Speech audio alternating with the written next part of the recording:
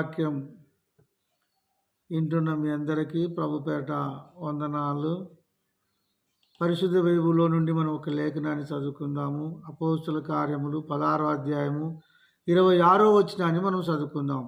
అప్పుడు అకస్మాత్తుగా మహాభూకంపము కలిగెను, చెరసాల బునాదులు అదిరెను, వెంటనే తలుపులన్నీ తెరుచుకునెను, అందరి బంధకములు ఊడెను. ఇక్కడ చక్కటి సంగతులు మనకి కనపడుతున్నాయి. మొదటిగా వాళ్ళు ఏం చేశారంటే, చెరసాలలో ఉన్నప్పుడు పౌలు శీల ప్రార్థించారు దేవునికి. రెండోది, పాటలు పాడుతూ ఉన్నారు. ఎప్పుడైతే వాళ్ళు ప్రార్థన చేశారో, ఎప్పుడైతే వాళ్ళు పాటలు పాడి ఉన్నారో, వాళ్ళ ప్రార్థనను దేవుడు అంగీకరించి అక్కడ మహాభూకంపము కలగజేశాడు. మహాభూకంపం. ప్రార్థనలో శక్తి ఉందండి. దేవుని బిడ్డలు ఆయుధం పట్టుకొని యుద్ధం చేయకపోయినా సరే ప్రార్థన చేసే చాలు, దేవుడు నీ ప్రార్థనకు ప్రతిఫలం ఇస్తాడు. నీ తరపున ఆయనే యుద్ధం చేస్తాడు. ఎక్కడైతే ఆయన నామములో 2-3 కూడుకుంటారో వాళ్ళ మధ్యలో దేవుడు ఉంటాడు. పౌలు శీలలు వాళ్ళిద్దరే చెరసాలలో ఉన్నారు. వాళ్ళు ప్రార్థిస్తూ ఉంటే, వాళ్ళు పాటలు పాడుతూ ఉంటే దేవుడు అక్కడ ఉన్నాడు. ఉండి అక్కడ ఏం చేస్తున్నాడంటే మహాభూకంపము కలగజేసి ఉన్నాడు. మహాభూకంపము చేసినప్పుడు అక్కడ ఏమి జరుగుతుందంటే, చెరసాల బునాదులు అదిరెను, వెంటనే తలుపులన్నీ తెరుచుకునేను.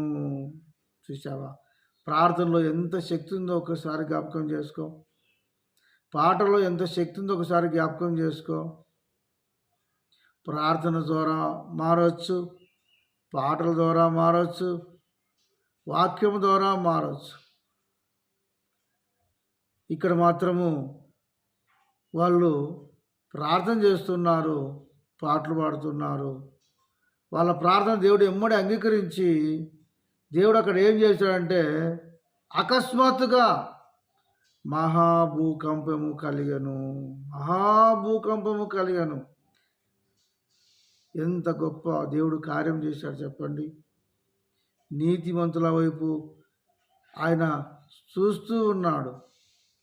మనం ప్రార్థించింది వెంటనే ఆయన సన్నిధికి వెళుతూ ఉంది. ఎమ్మడే అక్కడ మనం జ్ఞాపకం చేసుకున్నట్టయితే, అకస్మాత్తుగా మహాభూకంపము కలిగెను, చెరసాలు బునాదులన్నీ అదిరెను, వెంటనే తలుపులన్నీ తెరవబడెను. ఎమ్మడే చెరసాలు బద్దలైపోయింది, తలుపులన్నీ కూడా తెరబడి ఉన్నాయి.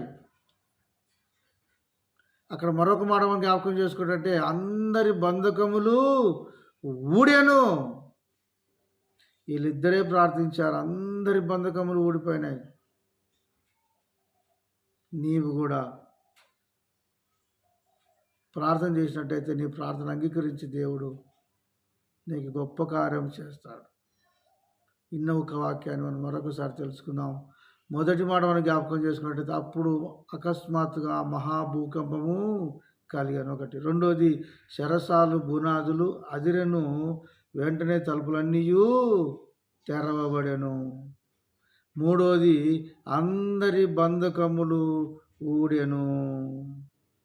ఈ 3 మాటలు దేవుడు దీవించును గాక. ఆమేన్.